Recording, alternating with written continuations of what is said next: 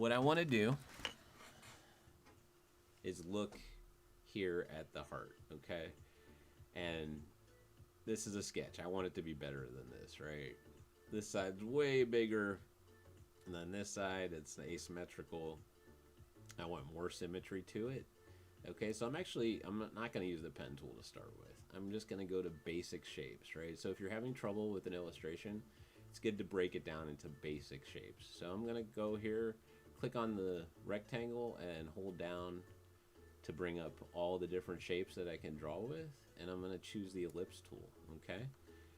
Now, with the ellipse tool, I'm going to just basically click and drag till I get a curve that's similar to the one that I want to replicate in the heart.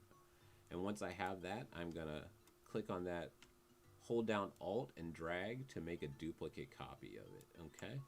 And now I have two identical ellipses that approximate the top of my heart that I want to create, right? So I'm going to select both of those, right? And make a copy of, I'm going to make another copy of them, right? Oops. Z. Copy. Paste. I'm going to make a copy of one of them, just put it off to the side in case I want to use it again. Okay. So I'm just going to put that over there. Then I'm going to take these two guys and actually go to Window, Pathfinder, and click on Unite. And this will unite these two shapes, right?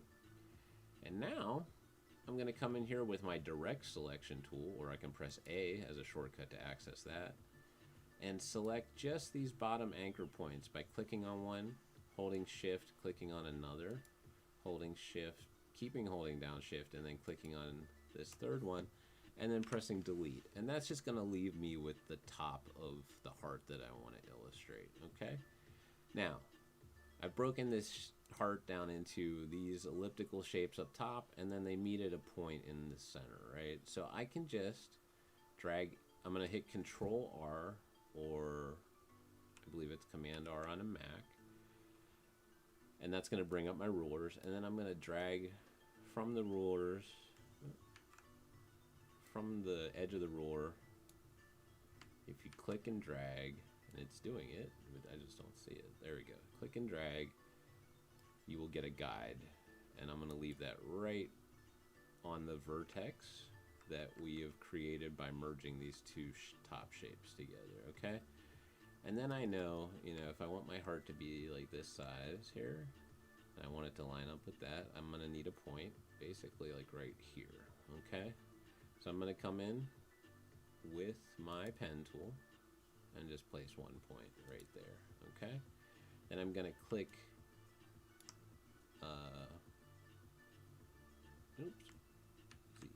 so place my point right here, and then click on this anchor up here to connect them, right? I'm going to do the same thing again over here, right? But when I hover, I want to do the same thing, but when I hover over these anchors, you can see that the little sign next to the pen tool changes from an asterisk to a minus sign, and that means it'll actually, or a division sign, and that'll link up, okay, that vertex to this vertex, right? So there you go. Okay, so now here's the issue, right? Is that a heart? No.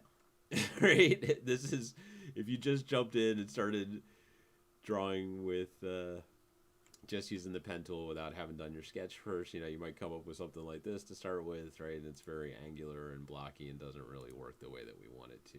So just using my sketch as a guide, and I can come in, unlock this, or change the opacity on this background layer to like, oop, not on that layer. I want gotta select, use these circles on this right. Oh, but it's locked, right? So there we go. Unlock it, select it, come in here to opacity, transparency. I'm gonna knock that down to like just very low, like 30%.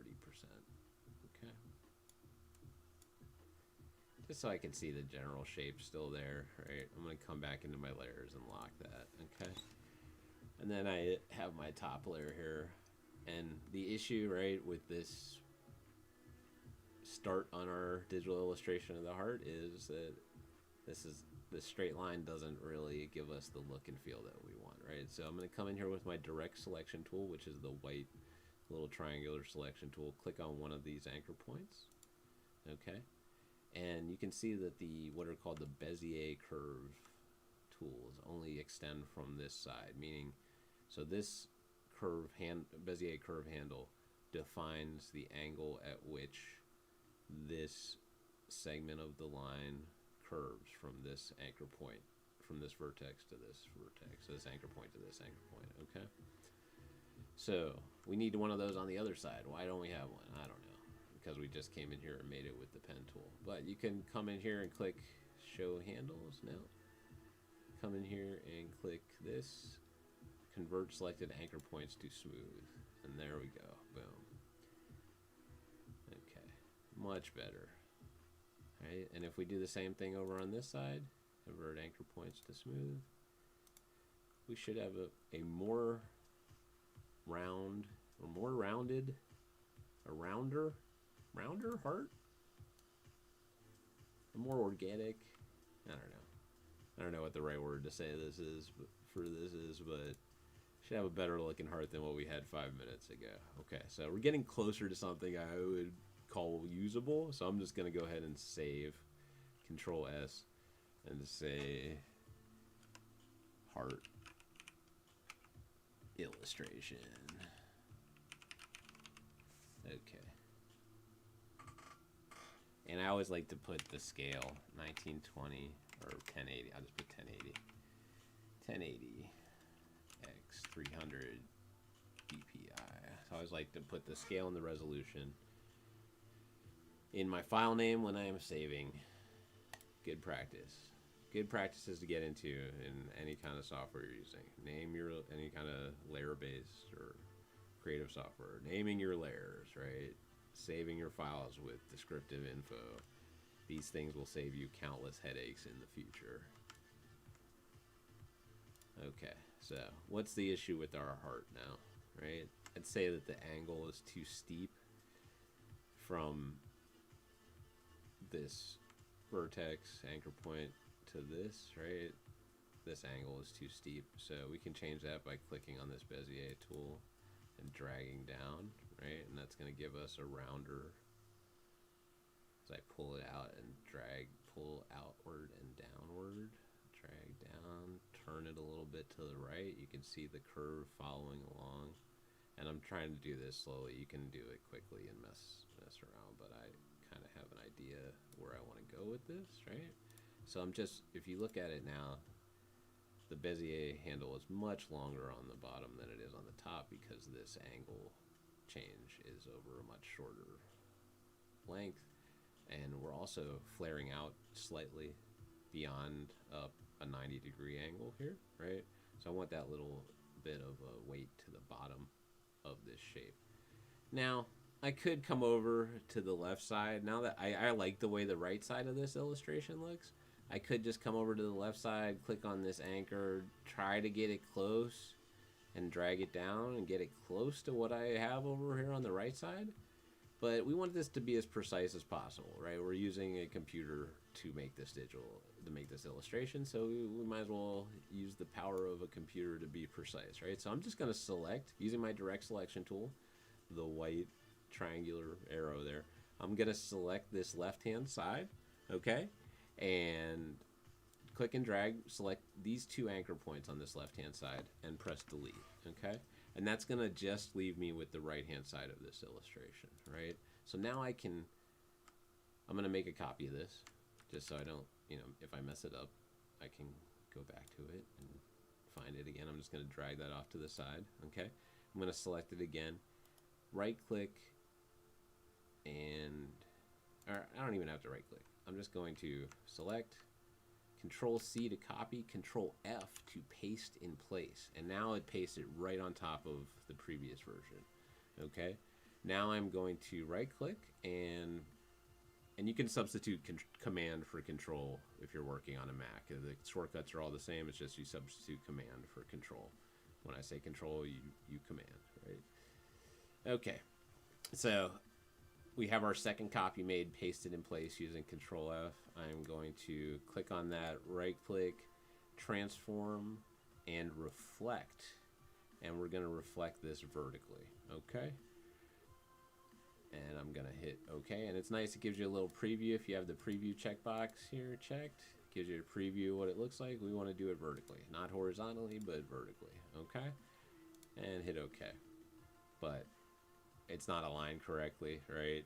So I'm just going to hold down Shift, or click, hold down Shift, and drag to the left, and that'll drag across a line, a straight line, till that lines up with my guide that I set up at our anchor point initially, right? And now we have what looks like a pretty good illustration of a heart, right? Awesome.